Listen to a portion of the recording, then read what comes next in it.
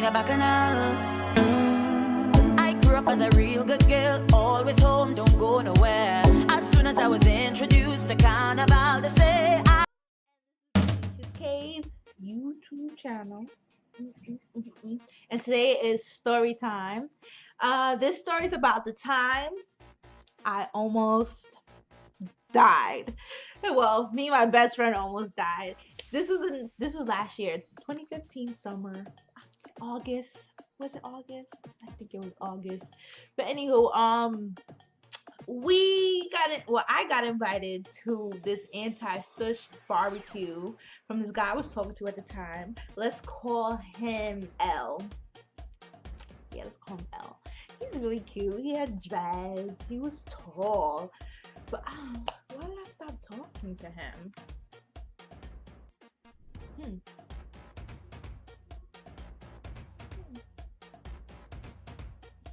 Damn, I just admitted I stopped talking to him. But anywho, so he invited us to this barbecue party, get together, whatever, at this place in Queens that was like around Merrick, I think, around Merrick, by York College, I would say, like in the little back area, like where the Q33 runs. No, 30. I said 33. 83.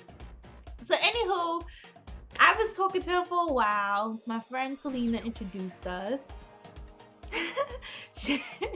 And that was another barbecue. But he was really nice. Like, he was really cool. It was nice. It was nice. So let's get to the story. So we get to the anti-stush party, and it was nothing but stush people there. Now, I don't know if y'all ever been to a SOCA fete, but I go to them a lot. And when you go to a SOCA fete, it's all about dancing. Just dance with anybody. It could be old, ugly, short, hairy, butt-ass ugly. The fact is, SOCA music is playing, and you're going to dance your ass off, and you don't care who dances with you. So that's how I thought it was going to be, because it's called anti-stush. When half of everybody in there, their mama was stush. Anywho, so we get there, nobody's there, really. Like, it's just the beginning. But mind you, we got there pretty freaking late. Like, I don't understand black people in their time. Because it said party started like around 10. We got there around 1. And there's still nobody here. Where y'all at? So we go to the back where they was serving liquor. I swear, black people know how to turn a profit, because these liquor bottles cost $45. And they were charging like $8 a cup. Like, but hey, you gotta make your money, right? So it was me, Vanessa, and Khadijah. Khadijah came later on because she lives right in the neighborhood or whatever. I think she got her work or whatever. So we're dancing with ourselves, by ourselves, like doing a little motion like. Vanessa got a drink, I think, and I think Khadijah got a drink.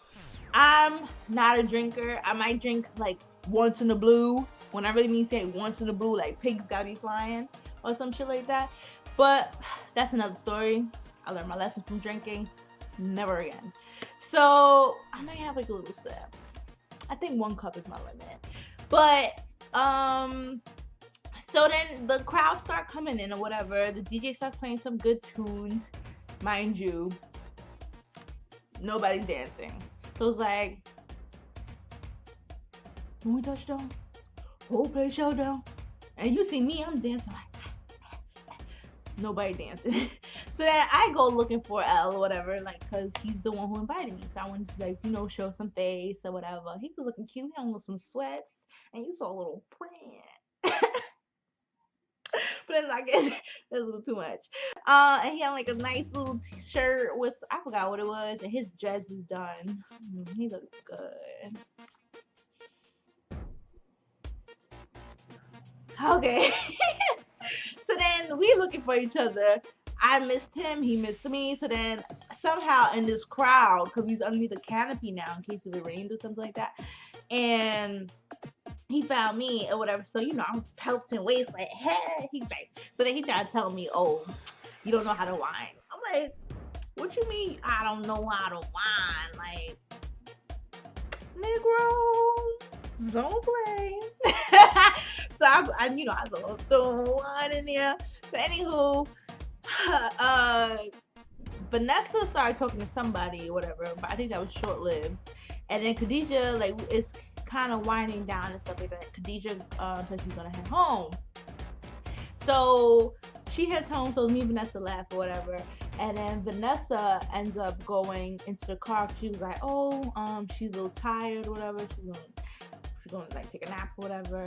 And plus I had to go to Grenada the next day. Well, not the next day, that same morning. So like this is around like 3 o'clock, 4 o'clock maybe, I want to say.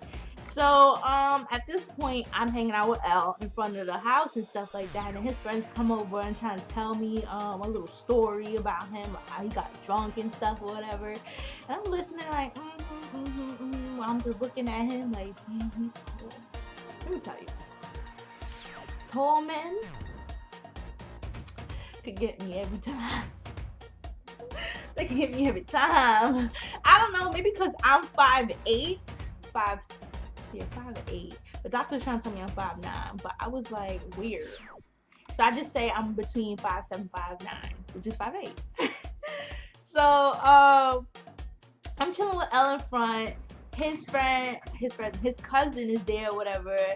Like we're all joking and stuff like that. So then I'm like, okay, let me just start heading back to Vanessa, because now I need to go to the airport. Like my suitcase is in her car, everything. So then we get to the car. Well, I get to the car, Vanessa's in there chatting on the phone. I don't know who she was talking to. Vanessa stayed booed up. I'm just joking.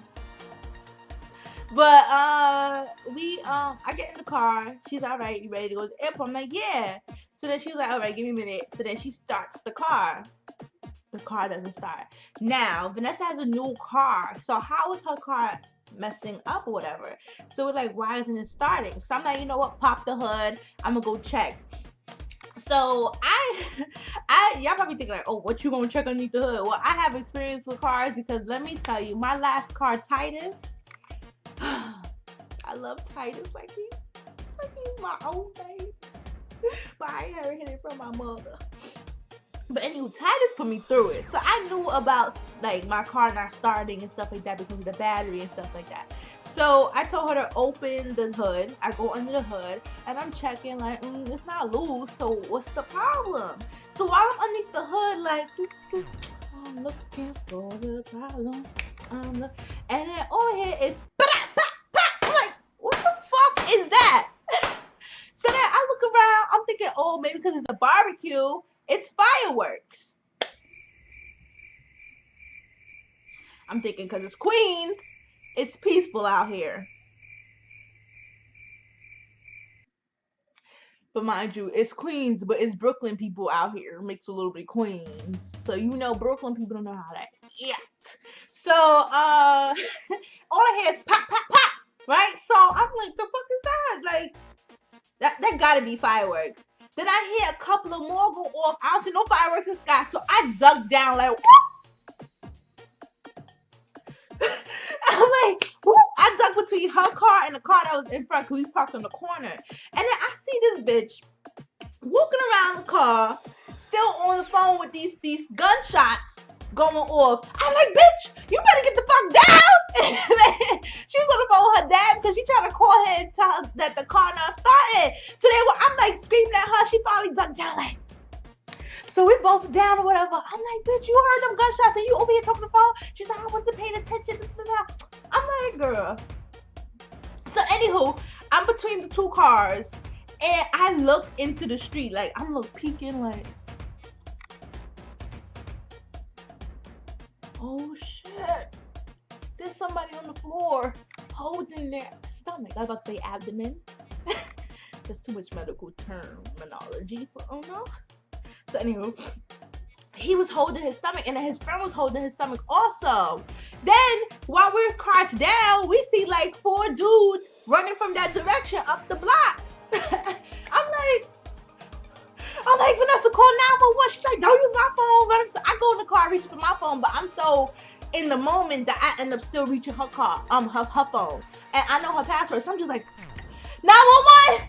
Yeah, someone got shot. I don't know what street I'm on. The sign is kind of blurry. I think, hold on, let me check my text messages.